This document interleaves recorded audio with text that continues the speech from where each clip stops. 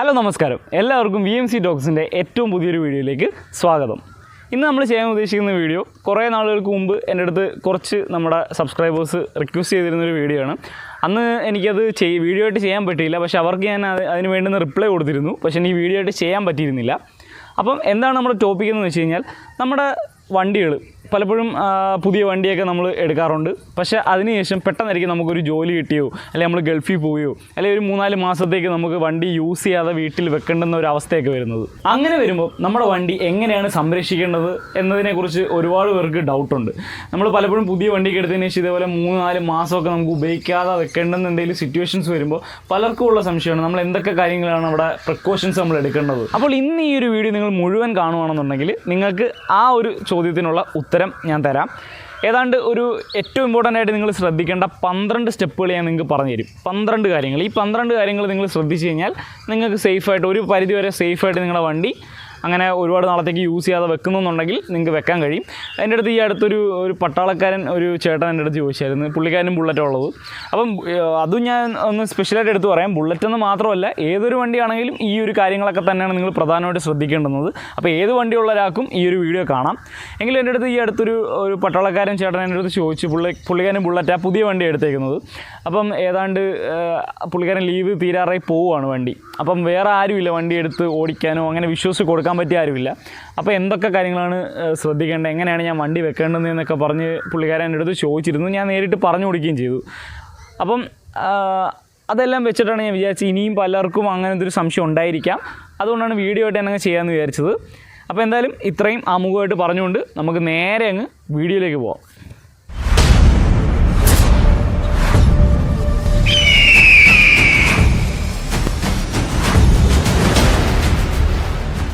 അപ്പോൾ ഒന്നാമത്തെ കാര്യം നിങ്ങൾ ശ്രദ്ധിക്കേണ്ടത് എന്താണെന്ന് വെച്ച് കഴിഞ്ഞാൽ, അങ്ങനെ നിങ്ങൾ ഒരുപാട് നാളത്തേക്ക് വണ്ടി അങ്ങനെ വെച്ചിട്ട് പോകുകയാണെന്നുണ്ടെങ്കിൽ ആദ്യം തന്നെ നിങ്ങൾ ചെയ്യേണ്ടുന്നത് നിങ്ങളുടെ വണ്ടി കൃത്യമായിട്ട് നമ്മുടെ ഓതറൈസ്ഡ് സർവീസ് സെൻ്ററിൽ ചെന്ന് വണ്ടി കംപ്ലീറ്റ് ഒന്ന് സർവീസ് ചെയ്യുക. വണ്ടിക്ക് മെയിനായിട്ട് വേണ്ടുന്ന ബേസിക് സർവീസുകളെല്ലാം ചെയ്യുക. നിങ്ങൾ പറഞ്ഞാൽ മതി സർവീസ് സെൻ്ററിൽ ചെന്നിട്ട് ഇങ്ങനെ ഒരുപാട് നാളത്തേക്ക് വണ്ടി വെക്കാൻ പോവുക, 2-3 മാസമോ എങ്ങനെ നിങ്ങളുടെ ടൈം എന്ന് വെച്ചാൽ അത് പറഞ്ഞാൽ മതി. അത്രയും നാൾ നിങ്ങൾ വണ്ടി വെക്കാൻ പോവുകയാണ്, അപ്പോൾ അതിന് മുമ്പായിട്ടുള്ള ബേസിക് സർവീസ് ഒന്ന് ചെയ്ത് തരണം എന്ന് പറയണം. അപ്പോൾ അവർ അതിന് വേണ്ടുന്ന പ്രധാനപ്പെട്ട അത്ര നാൾ വണ്ടി സേഫായിട്ടിരിക്കാനുള്ള കുറച്ച് സർവീസുകളും കാര്യങ്ങളൊക്കെ ചെയ്യും. അപ്പോൾ അതാണ് നിങ്ങൾ ഏറ്റവും ആദ്യമേ ചെയ്യേണ്ടുന്ന കാര്യം. ഇനി രണ്ടാമത്തെ സ്റ്റെപ്പാണ് ഞാൻ പറയാൻ പോകുന്നത്. രണ്ടാമത്തെ സ്റ്റെപ്പ് ഏറ്റവും പ്രധാനപ്പെട്ട സ്റ്റെപ്പാണ്, മസ്റ്റായിട്ട് നിങ്ങൾ ചെയ്യേണ്ടുന്നൊരു സ്റ്റെപ്പാണ്. അതെന്താണെന്ന് വെച്ച് കഴിഞ്ഞാൽ, നിങ്ങൾ സർവീസ് എല്ലാം ചെയ്ത് വണ്ടി തിരികെ വീട്ടിൽ എത്തിച്ചതിന് ശേഷം നിങ്ങൾ നിങ്ങളുടെ ടാങ്കും അതുപോലെ ഫ്യൂവൽ ലൈനും കംപ്ലീറ്റ് ആയിട്ട് ഡ്രെയിൻ ചെയ്യുക. അതായത് നിങ്ങളുടെ ഫ്യൂവൽ ടാങ്കും ഫ്യൂവൽ ലൈനും കംപ്ലീറ്റ് ആയിട്ട് ഡ്രെയിൻ ചെയ്യുക. ഒരു തുള്ളി പെട്രോളിൻ്റെ അംശം പോലും അതിൻ്റെ അകത്ത് ഇല്ലാത്ത രീതിയിൽ ഡ്രെയിൻ ചെയ്യുക. അങ്ങനെ വേണം നിങ്ങൾ വണ്ടി സ്റ്റോർ ചെയ്യാൻ. അല്ലെങ്കിൽ ഉള്ള പ്രശ്നം എന്ന് വെച്ച് കഴിഞ്ഞാൽ, നിങ്ങൾ ഫ്യൂവലൊക്കെ ഇട്ടുകൊണ്ടാണ് വണ്ടി അങ്ങനെ വെച്ചേക്കുന്നതെന്നുണ്ടെങ്കിൽ ഉള്ള പ്രശ്നം എന്താണെന്ന് വെച്ച് കഴിഞ്ഞാൽ, നമ്മുടെ ഫ്യൂവൽ അങ്ങനെ കുറേ നാളങ്ങനെ അനങ്ങാതെ കിടക്കുമ്പോൾ അതിൻ്റെ അകത്തുള്ള ഈ കരടുകളും കാര്യങ്ങളും എല്ലാം അടിഞ്ഞ് താഴെ അങ്ങ് അടിഞ്ഞ് കൂടും. അത് പിന്നീട് നിങ്ങളുടെ വണ്ടിക്ക് പല മിസ്സിങ്ങും അങ്ങനെ പല പ്രശ്നങ്ങളും വരാനായിട്ട് കാരണമാവും. അതുകൊണ്ട് ഒരു കാരണവശാലും ഫ്യൂവൽ അങ്ങനെ ഇട്ടിട്ട് വെക്കാതിരിക്കുക. കംപ്ലീറ്റ് ആയിട്ട് ഫ്യൂവൽ ടാങ്കും ഫ്യൂവൽ ലൈനും എല്ലാം ഡ്രെയിൻ ചെയ്യുക. അതാണ് രണ്ടാമത്തെ സ്റ്റെപ്പ്. ഇനി മൂന്നാമത്തെ സ്റ്റെപ്പ് എന്താണെന്ന് വെച്ച് കഴിഞ്ഞാൽ, നിങ്ങൾ കംപ്ലീറ്റ് ആയിട്ട് ഫ്യൂവൽ ടാങ്കും ഫ്യൂവൽ ലൈൻസും എല്ലാം ഡ്രെയിൻ ചെയ്തതിന് ശേഷം നമ്മുടെ ഫ്യൂവൽ ടാങ്കിൻ്റെ അകത്ത് കുറച്ച് ക്ലീൻ ആയിട്ടുള്ള നമ്മുടെ എൻജിൻ ഓയിൽ എടുത്തിട്ട് സ്പ്രേ ചെയ്യണം. നമ്മുടെ ഫ്യൂവൽ ടാങ്കിൻ്റെ അകത്ത് മൊത്തം സ്പ്രേ ചെയ്തിടുക. ജസ്റ്റ് ഒന്ന് സ്പ്രേ ചെയ്ത് ഒന്നിട്ടിരുന്നാൽ മതി. അതെന്തിനാണെന്ന് വെച്ച് കഴിഞ്ഞാൽ, നിങ്ങൾ യൂസ് ചെയ്യാതെ ഇത്ര നാൾ വെക്കുമ്പം അതിൻ്റെ അകത്തെങ്ങും നമ്മുടെ തുരുമ്പും കാര്യങ്ങളൊന്നും പിടിക്കാതിരിക്കാൻ വേണ്ടി ഈ ഒരു എൻജിൻ ഓയിൽ സ്പ്രേ ചെയ്യുന്നത് നിങ്ങളെ വളരെയധികം സഹായിക്കും. അപ്പോൾ ഈ ഒരു സ്റ്റെപ്പും നിങ്ങൾ മസ്റ്റായിട്ടും ഓർത്തിരിക്കുക. ഇനി നാലാമത്തെ സ്റ്റെപ്പ് എന്താണെന്ന് വെച്ച് കഴിഞ്ഞാൽ, നിങ്ങൾ നിങ്ങളുടെ വണ്ടിയുടെ സ്പാർക്ക് പ്ലഗ് ഊരിയെടുത്ത് നല്ലപോലെ ക്ലീൻ ചെയ്ത് വെക്കുക.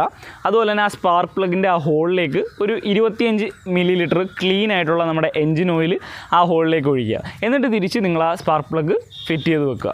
ഈ ഒരു സ്റ്റെപ്പും നിങ്ങൾ മസ്റ്റായിട്ടും ചെയ്യേണ്ടതാണ്. ഇനി അഞ്ചാമത്തെ സ്റ്റെപ്പ് എന്താണെന്ന് വെച്ച് കഴിഞ്ഞാൽ, നമ്മുടെ വണ്ടിയുടെ ചെയിൻ നമ്മൾ കൃത്യമായിട്ട് വല്ല ചെയിൻ ക്ലീനറും എല്ലാം യൂസ് ചെയ്ത് ക്ലീൻ ചെയ്ത് കൃത്യമായിട്ട് ലൂബ് ചെയ്തിട്ട് വേണം ഇങ്ങനെ വണ്ടി നിങ്ങൾ സ്റ്റോർ ചെയ്യാൻ പോവുകയാണെങ്കിൽ വെക്കാൻ. അല്ലെന്നുണ്ടെങ്കിൽ നിങ്ങളുടെ ആ ചെയിനിലൊക്കെ ഒരുപാട് അഴുക്കുമായിട്ടൊക്കെയാണ് നിങ്ങൾ വെക്കുന്നതെന്നുണ്ടെങ്കിൽ അത് അവിടെ ഇരുന്ന് തുരുമ്പടിച്ച് നാശമായി തിരിച്ച് വരുമ്പോഴത്തേക്ക് അതൊരു പരുവായിട്ട് അവിടെ ഇരിക്കും. അതുകൊണ്ട് കൃത്യമായിട്ട് നിങ്ങൾ ചെയിൻ ക്ലീൻ ചെയ്തിട്ട് ലൂബെല്ലാം ചെയ്ത് അപ്ലൈ ചെയ്ത് ക്ലീൻ ആക്കിയിട്ട് വേണം വണ്ടി അങ്ങനെ സ്റ്റോർ ചെയ്ത് വെക്കുക. ഇനി നമ്മുടെ ആറാമത്തെ സ്റ്റെപ്പ്, ഇതും വളരെയധികം ഇമ്പോർട്ടൻ്റ് ആയിട്ടുള്ളൊരു സ്റ്റെപ്പാണ്, മസ്റ്റായിട്ടും ചെയ്യേണ്ടുന്ന കാര്യമാണ്. അതെന്താണെന്ന് വെച്ച് കഴിഞ്ഞാൽ, നമ്മുടെ വണ്ടിയുടെ ബാറ്ററിയായിട്ട് റിലേറ്റഡ് ആയിട്ടുള്ള കാര്യമാണ്. നമ്മുടെ ബാറ്ററി കൃത്യമായിട്ട് വണ്ടിയിൽ നിന്ന് ഡിസ്കണക്ട് ചെയ്ത് മാറ്റുക. എന്നിട്ട് വണ്ടിയുടെ ബാറ്ററിയുടെ ടെർമിനൽസ് എല്ലാം കൃത്യമായിട്ട് ക്ലീൻ ചെയ്യുക. അതുപോലെ തന്നെ വേറൊരു കാര്യം കൂടെ റെക്കമെൻഡ് ചെയ്യുന്നുണ്ട്. അതായത് ബാറ്ററിയുടെ ടെർമിനൽസിലൊക്കെ നിങ്ങൾക്ക് വേണമെങ്കിൽ പെട്രോളിയം ജെല്ലി അപ്ലൈ ചെയ്തിടാം. അതും നിങ്ങൾക്ക് തീർച്ചയായിട്ടും യൂസ്ഫുൾ ആയിരിക്കും. ഓക്കെ, അപ്പം ബാറ്ററി ക്ലീൻ ചെയ്യുക, ടെർമിനൽസ് ക്ലീൻ ചെയ്യുക, ടെർമിനൽസിൽ അല്പം പെട്രോളിയം ജെല്ലി യൂസ് ചെയ്യുക. അപ്പോൾ ബാറ്ററി ഊരി ക്ലീൻ ചെയ്യുന്ന കാര്യമെല്ലാം പറഞ്ഞു. ഇനി ഈ ഒരു ബാറ്ററി നിങ്ങൾ സേഫായിട്ട് സുരക്ഷിതമായിട്ടുള്ളൊരു സ്ഥലത്ത് മാത്രം വെക്കുക. ഒരുപാട് ചൂടൊക്കെ അടിക്കുന്ന ഡയറക്റ്റ് സൺലൈറ്റ് അടിക്കുന്ന സ്ഥലങ്ങളിലൊന്നും വെക്കാതിരിക്കുക. അതുപോലെ നല്ല വെൻറ്റിലേറ്റഡ് ആയിട്ടുള്ള സ്ഥലത്ത് വേണം വെക്കാൻ. ഒരുപാട് അടച്ചു പൂട്ടിയൊന്നും വെക്കരുത്. അത്യാവശ്യം എയർ ഫ്ലോ ഒക്കെ ഉള്ള സ്ഥലത്ത് മാത്രം നിങ്ങളുടെ ബാറ്ററി നിങ്ങൾ സ്റ്റോർ ചെയ്യുക. അതുപോലെ തന്നെ ഒരു കാരണവശാലും വെള്ളമായിട്ടൊന്നും കോൺടാക്റ്റുള്ള സ്ഥലങ്ങളിൽ കൊണ്ട് വെക്കരുത്. ബാറ്ററി തുരുമ്പടിച്ച് നശിച്ചു പോകും. അപ്പം ഇത്തരത്തിലുള്ള കാര്യങ്ങളും കൂടെ വെക്കുന്ന സമയത്ത് നിങ്ങൾ ശ്രദ്ധിക്കുക. പിന്നീടുള്ള കാര്യം എന്താണെന്ന് വെച്ച് കഴിഞ്ഞാൽ, ഇതെല്ലാം കഴിഞ്ഞ് നിങ്ങൾ വണ്ടി തിരിച്ച് കുറേ മാസങ്ങൾക്ക് ശേഷം വണ്ടി തിരിച്ചെടുക്കാൻ വരുമ്പോൾ നിങ്ങൾ ആദ്യമേ ഈ ബാറ്ററിയുടെ വോൾട്ടേജൊക്കെ ചെക്ക് ചെയ്തിട്ട് വേണം വെക്കാൻ. ചിലപ്പം വോൾട്ടേജൊക്കെ അങ്ങനെ ഇരുന്നിരുന്ന് കുറഞ്ഞ് കാണും. അതുകൊണ്ട് അങ്ങനെ വല്ലതും കുറവുണ്ടെന്നുണ്ടെങ്കിൽ നേരെ പോയി ബാറ്ററി റീചാർജ് ചെയ്ത് വോൾട്ടേജ് സഫീഷ്യൻ്റ് ആക്കിയതിന് ശേഷം മാത്രം തിരിച്ച് വണ്ടിയിൽ റീഫിറ്റ് ചെയ്യുക. ഇനി 7ാമത്തെ സ്റ്റെപ്പ് എന്താണെന്ന് വെച്ച് കഴിഞ്ഞാൽ, നിങ്ങളുടെ വണ്ടിയുടെ സൈലൻസർ നിങ്ങൾ നല്ല പ്ലാസ്റ്റിക് ബാഗ്സ് കൊണ്ട് കവർ ചെയ്ത് സൂക്ഷിക്കുക. അല്ലെന്നുണ്ടെങ്കിൽ ആ ഹോളിൻ്റെ ഇടയിലൊക്കെ കൊണ്ടുവന്ന് ഈ കടന്തലും ഒക്കെ കൊണ്ടുവന്ന് കൂടൊക്കെ ഉണ്ടാക്കി വെക്കും. അതുപോലെ തന്നെ പല ജീവികളും ഇതിൻ്റെ അകത്തൊക്കെ കയറിയിരുന്ന് പരിപാടികൾ ഒപ്പിക്കും. അത് പ്രിവെൻറ്റ് ചെയ്യാനും പറ്റും. അതുപോലെ തന്നെ അനാവശ്യമായിട്ടുള്ള മോയ്സ്ചറൊക്കെ അകത്ത് കയറി പോകുന്നതും നമുക്ക് ഇതുപോലൊരു പ്ലാസ്റ്റിക് ബാഗ് കൊണ്ട് അതിനെ പ്രൊട്ടക്റ്റ് ചെയ്ത് വെക്കുകയാണെങ്കിൽ പ്രിവെൻറ്റ് ചെയ്യാൻ കഴിയും. അപ്പോൾ ആ ഒരു സ്റ്റെപ്പ് നിങ്ങൾ പ്രത്യേകം ശ്രദ്ധിക്കുക. ഇനി 8ാമത്തെ കാര്യം നിങ്ങൾ ശ്രദ്ധിക്കേണ്ടത് എന്താണെന്ന് വെച്ച് കഴിഞ്ഞാൽ, അങ്ങനെ വണ്ടി നിങ്ങൾ സ്റ്റോർ ചെയ്തിട്ട് പോകുമ്പോൾ നമ്മുടെ വണ്ടി സെൻട്രൽ സ്റ്റാൻഡിൽ തന്നെ ഇടാൻ ശ്രദ്ധിക്കുക. സൈഡ് സ്റ്റാൻഡ് ഇട്ട് ചരിച്ച് വെച്ചിട്ട് പോകരുത്. സെൻട്രൽ സ്റ്റാൻഡിൽ തന്നെ ഇട്ട് വെക്കാൻ ശ്രദ്ധിക്കുക. അതല്ലെങ്കിൽ ഞാൻ റെക്കമെൻഡ് ചെയ്ത് പല വീഡിയോകളിലും പറഞ്ഞിട്ടുണ്ട്, നിങ്ങൾ ജസ്റ്റ് നോർമൽ യൂസിലാണെങ്കിൽ പോലും നിങ്ങളുടെ വണ്ടി ഒരു മണിക്കൂറിൽ കൂടുതലായിട്ട് എവിടെയെങ്കിലും നിങ്ങൾക്ക് കണ്ടിന്യൂസ് വെക്കേണ്ടുന്ന ഒരു അവസ്ഥ വരുവാണെങ്കിൽ നിങ്ങൾ സെൻട്രൽ സ്റ്റാൻഡ് തന്നെ നേരത്തെ ഇട്ടിട്ട് പോവുക. ഞാനൊക്കെ സിനിമ തിയേറ്ററിൽ കയറുമ്പോൾ പോലും വണ്ടി സെൻട്രൽ സ്റ്റാൻഡിൽ ഇട്ടിട്ടേ കയറത്തുള്ളൂ. അത് കാരണം ഒരു സിനിമയെ കണ്ടു കഴിയാനുള്ള സമയം നിങ്ങൾക്ക് അറിയാമല്ലോ. അപ്പോൾ ഒരു മണിക്കൂറിൽ കൂടുതലായിട്ട് നിങ്ങൾ വണ്ടി എവിടെയെങ്കിലും വെക്കേണ്ടി വരുവാണെന്നുണ്ടെങ്കിൽ ഈ ഒരു കാര്യം ശ്രദ്ധിക്കുക. സെൻട്രൽ സ്റ്റാൻഡ് ഇട്ടിട്ട് മാത്രം വെക്കുക. അപ്പോൾ ഇതുപോലെ നിങ്ങൾ ഒരുപാട് മാസത്തേക്ക് വണ്ടി സ്റ്റോർ ചെയ്യുകയാണെന്നുണ്ടെങ്കിലും സെൻട്രൽ സ്റ്റാൻഡ് ഇട്ടിട്ട് വെക്കാനുള്ള കാര്യം മറക്കരുത്. കാരണം എന്താണെന്ന് വെച്ച് കഴിഞ്ഞാൽ, നമ്മൾ സൈഡ് സ്റ്റാൻഡിലൊക്കെ ഇട്ട് ചരിച്ച് വെച്ചിട്ടൊക്കെ പോകുമ്പോഴാണ് കൂടുതലായിട്ട് ഈ ഓയിൽ ലീക്കുകൾ പോലത്തെ പ്രശ്നങ്ങളൊക്കെ വണ്ടിയിൽ വരാനായിട്ടുള്ള സാധ്യത കൂടുന്നത്. അതുകൊണ്ട് തന്നെ എപ്പോഴും സെൻട്രൽ സ്റ്റാൻഡിൽ വണ്ടി സ്റ്റഡി ആയിട്ട് വെക്കാൻ ശ്രദ്ധിക്കുക. ഇനി 9ാമത്തെ കാര്യം നിങ്ങൾ ശ്രദ്ധിക്കേണ്ടത് എന്താണെന്ന് വെച്ച് കഴിഞ്ഞാൽ, നമ്മുടെ വണ്ടിയുടെ പ്ലേറ്റഡ് ആയിട്ടുള്ള പാർട്ടുകളിലൊക്കെ, അതായത് ഇപ്പം ബുള്ളറ്റിൻ്റെ കേസിൽ തന്നെ ഈ ക്രോം ഫിനിഷുള്ള സ്ഥലങ്ങളിലുമൊക്കെ നിങ്ങൾ കുറച്ച് ആൻറ്റി റസ്റ്റഡ് സൊല്യൂഷൻസ് അപ്ലൈ ചെയ്യുന്നത് നല്ലതായിരിക്കും. കാരണം ഒരുപാട് നാൾ ഇങ്ങനെ നിങ്ങൾ എത്രയൊക്കെ സേഫായിട്ട് കവർ ചെയ്തൊക്കെയാണ് വണ്ടി വെക്കുന്നതെങ്കിൽ പോലും ചെറുതായിട്ടൊക്കെ തുരുമ്പ് അവിടെ എവിടെയും പിടിക്കാനുള്ള സാധ്യതയുണ്ട്. അതുകൊണ്ട് തുരുമ്പ് പിടിക്കാൻ സാധ്യതയുള്ള സ്ഥലങ്ങളിലെല്ലാം നിങ്ങൾ നേരത്തെ ആൻറ്റി റസ്റ്റഡ് സൊല്യൂഷൻസ് അടിച്ച് വെക്കുന്നത് നന്നായിരിക്കും. പക്ഷേ ഒരു കാര്യം കൂടെ ശ്രദ്ധിക്കണം, ആ ആൻറ്റി റസ്റ്റഡ് സൊല്യൂഷൻസ് നിങ്ങൾ നിങ്ങളുടെ പെയിൻറ്റ് അടിച്ചേക്കുന്ന ഭാഗങ്ങളിലും അതുപോലെ റബ്ബർ പാർട്സിലും ഒന്നും അടിക്കാതെ ശ്രദ്ധിക്കണം. അവിടെ അങ്ങ് അടിക്കരുത്. അതൊക്കെ നിങ്ങളുടെ പെയിൻറ്റൊക്കെ നഷ്ടമാകാൻ കാരണമാവും. അതുകൊണ്ട് തുരുമ്പടിക്കാൻ സാധ്യതയുള്ള പ്ലേറ്റഡ് പാർട്സുകളിലൊക്കെ ആൻറ്റി റസ്റ്റഡ് സൊല്യൂഷൻസ് നിങ്ങൾ അപ്ലൈ ചെയ്തിട്ട് വേണം വണ്ടി വെക്കാൻ. ആ കാര്യം നിങ്ങൾ പ്രത്യേകം ശ്രദ്ധിക്കുക. ഇനി 10ാമത്തെ കാര്യം എന്താണെന്ന് വെച്ച് കഴിഞ്ഞാൽ, നിങ്ങളുടെ വണ്ടി നിങ്ങൾ കൃത്യമായിട്ട് നല്ലൊരു സ്ഥലത്ത് തന്നെ സ്റ്റോർ ചെയ്ത് വെച്ചിട്ട് പോകാൻ ശ്രദ്ധിക്കുക. ഈ ഷെഡൊന്നും ഇല്ലാതെ പലരും വണ്ടി വീടിൻ്റെ വെളിയിലൊക്കെ കൊണ്ട് മഴയും വെയിലും കാറ്റും പൊടിയെല്ലാം അടിക്കുന്ന ഭാഗത്തൊക്കെ കൊണ്ട് വെച്ചിട്ട് പോകും. അങ്ങനെ വെക്കാതിരിക്കുക. കഴിവതും നല്ലൊരു ഷെഡ്, നിങ്ങളുടെ വീട്ടിൽ ഇല്ലെങ്കിൽ പോലും വേറെ ഏതെങ്കിലും വീട്ടിലാണ് നിങ്ങൾ വെക്കുന്നതെങ്കിൽ പോലും നല്ലൊരു ഷെഡും ഒക്കെ ഉള്ള പ്രൊട്ടക്റ്റഡ് ആയിട്ടുള്ളൊരു സ്ഥലത്ത്, മണ്ണൊന്നും ഇല്ലാത്ത സ്ഥലത്ത് കൊണ്ട് വെക്കുക. ഒരു കാരണവശാലും ചെളിയും അഴുക്കും പൊടിയും ഒന്നും ആ വണ്ടിയുടെ അകത്തോട്ട് തട്ടാതിരിക്കുന്ന രീതിയിലുള്ള സ്ഥലത്തെ നിങ്ങൾ വെക്കാവൂ. നല്ലൊരു പ്രൊട്ടക്റ്റീവ് കവർ കവർ ചെയ്ത് തന്നെ വെക്കുക. സൈലൻസറൊക്കെ കവർ ചെയ്യുന്ന കാര്യം നമ്മൾ പറഞ്ഞു. അതുപോലെ തന്നെ പറ്റുമെങ്കിൽ സെപ്പറേറ്റ് ഈ സ്വിച്ചുകൾക്കൊക്കെ എന്തെങ്കിലും പ്ലാസ്റ്റിക് ഇട്ട് കവർ ചെയ്ത് വെക്കുന്നതും നന്നായിരിക്കും. അല്ലെങ്കിൽ സ്വിച്ചിൻ്റെ ഇടയിലുമൊക്കെ ഇതുപോലത്തെ പല ജീവികളും ഒന്ന് കൂട് വെക്കാനൊക്കെയുള്ള സാധ്യതകളുണ്ട്. അതുകൊണ്ട് സ്വിച്ചുകൾക്കും ഒരു എക്സ്ട്രാ പ്രൊട്ടക്ഷൻ പോലെ പ്ലാസ്റ്റിക് കവേഴ്സ് വെച്ച് കവർ ചെയ്യുക. മൊത്തത്തിൽ വണ്ടിയും കവർ ചെയ്യുക. നല്ല സേഫായിട്ടുള്ള സ്ഥലത്ത് മാത്രം വണ്ടി സ്റ്റോർ ചെയ്യുക. ഒരു കാരണവശാലും മഴയും കാറ്റും പൊടിയൊന്നും അടിക്കാതെ നോക്കുക. ഈ ഒരു കാര്യം കൂടി നിങ്ങൾ പ്രത്യേകം ശ്രദ്ധിക്കണം. ഇനി 11ാമത്തെ കാര്യം നിങ്ങൾ ശ്രദ്ധിക്കേണ്ടത് എന്താണെന്ന് വെച്ച് കഴിഞ്ഞാൽ, നിങ്ങളുടെ വണ്ടിയുടെ ടയറുകൾക്കൊക്കെ നമ്മൾ സാധാരണ ഒരു നോർമൽ അടിക്കുന്ന പ്രഷർ ഉണ്ടല്ലോ, ആ പ്രഷറിൽ കുറച്ചും കൂടെ കൂടുതലായിട്ട് കാറ്റടിച്ചിടുക. കാരണം എന്തായാലും കുറേ നാളത്തേക്ക് നമ്മൾ വണ്ടി വെക്കാൻ പോകുന്നതാണ്. അപ്പോൾ നിങ്ങൾ വരുമ്പോഴത്തേക്ക് അതൊരു അത്യാവശ്യം ലെവലിലായി കിടന്നോളും കാറ്റ്. അതുകൊണ്ട് കുറച്ച് കൂടുതൽ കാറ്റടിച്ചിട്ട് വണ്ടി വെക്കാൻ ശ്രദ്ധിക്കുക. ആ ഒരു കാര്യമാണ് നിങ്ങൾ 11ാമതായിട്ട് ശ്രദ്ധിക്കേണ്ടത്. ഇനി നമ്മുടെ 12ാമത്തെ അഥവാ ഏറ്റവും ലാസ്റ്റ് കാര്യം എന്താണെന്ന് വെച്ച് കഴിഞ്ഞാൽ, വേറൊന്നുമല്ല, നിങ്ങൾ തിരിച്ച് വണ്ടി എടുക്കാൻ വരുമല്ലോ. ഈ ചിലപ്പം കുറേ നാളത്തേക്ക് വണ്ടി അങ്ങനെ വെച്ചിട്ട് തിരിച്ച് നിങ്ങളുടെ വണ്ടി റീയൂസ് ചെയ്യാൻ വേണ്ടി നിങ്ങൾ വരുമല്ലോ. ആ വരുന്ന സമയത്ത് നിങ്ങൾ ഡയറക്റ്റ് എടുത്ത് വണ്ടി എണ്ണയൊക്കെ അടിച്ച് ഓടിച്ചങ്ങ് പോകരുത്. അങ്ങനെ യൂസ് ചെയ്യരുത്.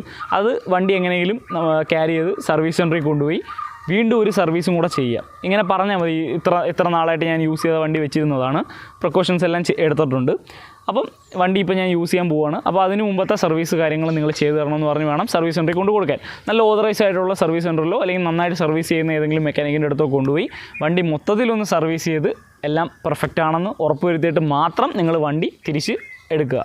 അല്ലാതെ നിങ്ങൾ വന്ന് ഡയറക്റ്റ് എടുത്തുകൊണ്ട് പോകാതെ ഇരിക്കുക. അപ്പോൾ ഈ ഒരു കാര്യം കൂടി നിങ്ങൾ മസ്റ്റായിട്ടും ശ്രദ്ധിക്കുക. ഇത്രയും കാര്യങ്ങൾ നിങ്ങൾ കൃത്യമായിട്ട് ഫോളോ അപ്പ് ചെയ്ത് വണ്ടി വെക്കുകയാണെന്നുണ്ടെങ്കിൽ ഒരു പരിധിവരെ വലിയ പ്രശ്നങ്ങളൊന്നും ഇല്ലാതെ വണ്ടി ഇരുന്നോളും. പലർക്കും അങ്ങനത്തെ സാഹചര്യം വരാറുണ്ട്. പുതിയ വണ്ടി എടുത്തിട്ട് ഇതേപോലെ ജോലി കിട്ടി ദൂരെ പോവുക, ഇങ്ങനത്തെ സാഹചര്യത്തിലൊക്കെ വണ്ടി എന്ത് ചെയ്യുമെന്ന് അറിയാതെ ഇട്ടിട്ട് പോകുന്ന ആൾക്കാരുണ്ട്. അങ്ങനെയുള്ള ആൾക്കാർക്ക് ഉപകാരപ്പെടാൻ വേണ്ടിയാണ് ഞാൻ ഈ ഒരു വീഡിയോ ചെയ്തത്. ഒരുപാട് പേർക്ക് അറിയാവുന്ന കാര്യങ്ങളൊക്കെ തന്നെയാണ്, പക്ഷേ അറിയാത്ത ആരെങ്കിലുമൊക്കെ ഉണ്ടെങ്കിൽ അവർക്ക് ഒരുപക്ഷെ ഉപകാരപ്പെടുമെന്ന് വിചാരിച്ചാണ് ഈ ഒരു വീഡിയോ ചെയ്തത്. അപ്പോൾ നിങ്ങളുടെ വണ്ടി നിങ്ങൾ ഒരു മാസം അല്ലെങ്കിൽ ഒരു മാസത്തിൽ കൂടുതലോ കാലം വീട്ടിൽ വണ്ടി ഉപയോഗിക്കാതെ വെക്കുകയാണെങ്കിൽ എന്തൊക്കെ പ്രിക്കോഷൻസാണ് നിങ്ങൾ പ്രത്യേകം എടുക്കേണ്ടുന്നത് എന്നതിനെക്കുറിച്ചായിരുന്നു നമ്മുടെ വീഡിയോ.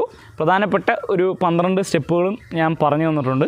ഇതിൽ പ്രധാനപ്പെട്ട കാര്യങ്ങളെല്ലാം നമ്മുടെ വണ്ടിയുടെ ബുള്ളറ്റിൻ്റെ തന്നെ യൂസർ മാനുവലിൽ തന്നെ പറഞ്ഞിട്ടുള്ള പ്രധാനപ്പെട്ട കാര്യങ്ങളാണ് പറഞ്ഞിട്ടുള്ളത്. അതിൻ്റെ കൂടെ അഡീഷണലായിട്ട് ഞാൻ വായിച്ചറിഞ്ഞ കാര്യങ്ങളും ചേർത്തിട്ടുണ്ട്. അപ്പോൾ ഇതൊന്നും അല്ലാതെ കൂടുതൽ എക്സ്പേർട്ടായിട്ടുള്ള ആൾക്കാർ ഇതുപോലെ വീട്ടിൽ സേഫായിട്ട് വെച്ചിട്ടുള്ള ആൾക്കാരൊക്കെ കാണുമല്ലോ നമ്മുടെ സബ്സ്ക്രൈബേഴ്സ്.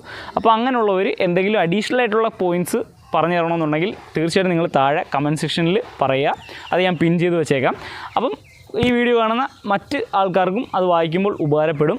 അതുകൊണ്ട് ആ ഒരു കാര്യം കൂടി നിങ്ങൾ ശ്രദ്ധിക്കുക. നിങ്ങളുടെ സജഷൻസ് കൂടി നിങ്ങൾ താഴെ കമൻറ്റ് സെക്ഷനിൽ അറിയിക്കുക. നമ്മുടെ ചാനലിൽ ഇതുപോലെ തന്നെ ബുള്ളറ്റ് റിലേറ്റഡ് ആയിട്ടുള്ള അല്ലെങ്കിൽ ബൈക്ക് റിലേറ്റഡ് ആയിട്ടുള്ള ഒരുപാട് വീഡിയോസ് നമ്മൾ ചെയ്തിട്ടുണ്ട്, ഇനിയും ചെയ്യും.